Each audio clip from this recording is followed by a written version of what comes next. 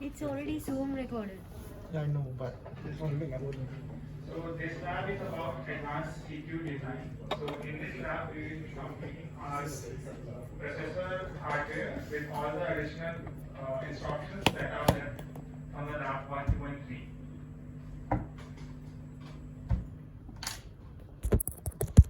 So after lab 3, we already have a hardware in which we have an integrated ARM processor that supports the following instructions.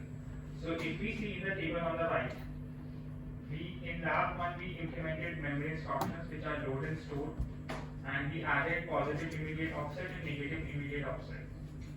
We implemented data processing instructions which were add and or add and subtract, and CMP and CMN, and we also did multiplication and division in lab 2. In lab 3. We also implemented branch instructions in the previous labs. So if you have performed your labs 1 to 3 carefully, you already have a hardware which can perform all these functionalities. So in this lab, we are going to extend our processor to support all the 16 data processing instructions. So if you see on the table on the right, on the bottom, ALU can support 16 instructions, and for each instruction we have a specific opcode.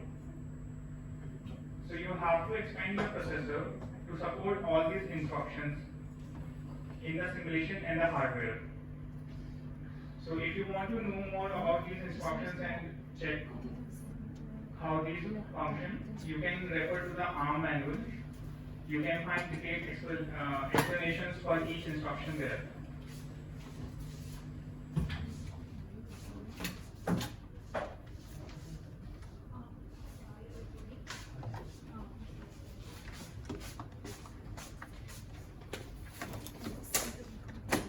So these are the basic requirements of lab 4.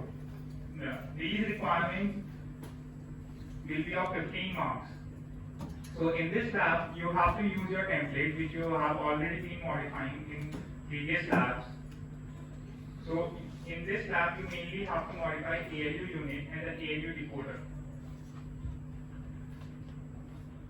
The carry flag has to be an output from the conditional logic component or module, so that it can be an input for the ALU module. You will require this functionality for ABC instruction, which is add with carry. Also, you have to implement your processor efficiently, such that you have minimum number of adders. Also, since you implemented a multiplication unit in lab 3, you may choose to bypass it in lab 4. For this lab, both STL simulation and hardware demonstrations are required, as we did in the previous labs. So again, you have to create your own assembly programs which use LEDs, 7 segments, push buttons or switches as inputs and outputs, and you choose your own test cases so that you can show your functionality in an extensive manner. Alternatively, you can also use helloworld.s program and use UART. So as a second task to this lab, it comprises of open-ended enhancements, and they are worth max 10 marks. So in addition to the basic requirements as we talked about, you have to do some additional enhancements to your hardware. So there can be possible enhancements which you can do. This is just a list of enhancements which you can think of, and you can add more to it. It's up to you. So few of the options that can be done are, you can implement additional instructions or features of the instructions that are not completely implemented. So like you can support source to for data processing instructions with rotated immediate. So we implemented few of the data processing instructions in lab 2, but we skipped this part, right? So you can add this functionality as an enhancement. Second option could be pipelining with or without hazards So marks will be given depending on the complexity of pipeline processor. For example, control of the different hazards. Also, you could implement some kind of exceptions handling or support for interrupts. So just to note that you have to implement only one enhancement, which is good enough for 10 marks. You do not have to do multiple enhancements just to show that you have done a lot of work. So choose a suitable enhancement and implement it. Also, the marks will be adjusted depending on the student's question and answer performance during the demo session. You can read more about these enhancements on the wiki page. There is a detailed description over there.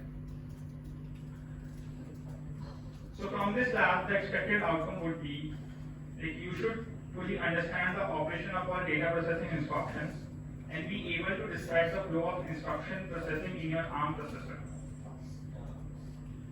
So you should be knowing the data path of each data processing instruction and how the opcodes are being identified and what is the flow of data along your hardware.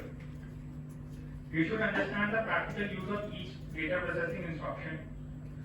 So few instructions could be similar, so you should know the difference between similar instructions. So since this is an incremental process over your lab 1, 2 and 3, you should be able to describe all the modifications that you have done in your processor. From lab 2 to support the additional data processing instructions. Also, if you implement pipeline processor, you should be familiar with its principle and data path. Be able to locate the result from certain instructions on the waveform.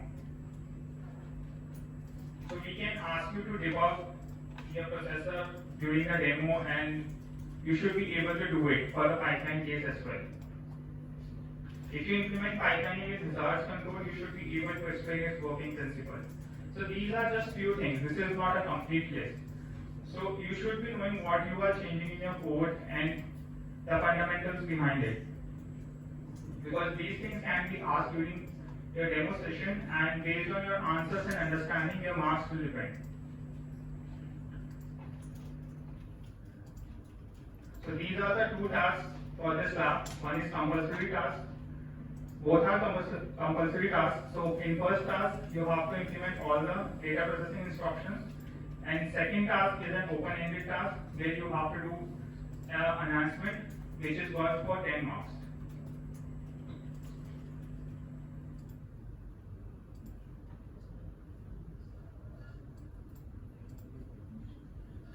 So if you have any questions, you can reach to us. And the students over Zoom can type in the chat box.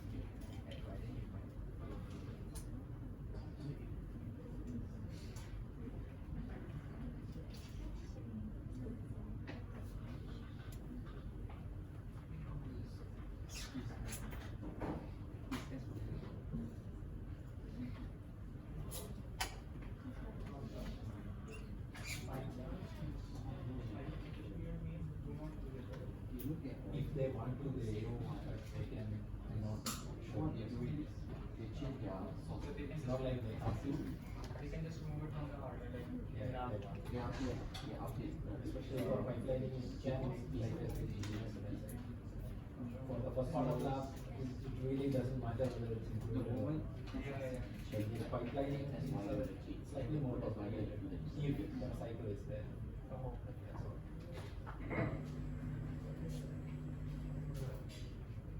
So there is a question on chat. What does it mean that we can bypass multi-cycle unit? Sorry, the multiplication unit. So it means like if you don't want to use it, you can completely remove it from your code. So for first part, it doesn't matter if you have this unit or not, because all of the operations would be using ALU, not this unit. But if you are going for the pipelining hardware, the presence of this unit in your code can complicate a few things. So if you want to bypass this unit altogether, so you can, it's your choice. So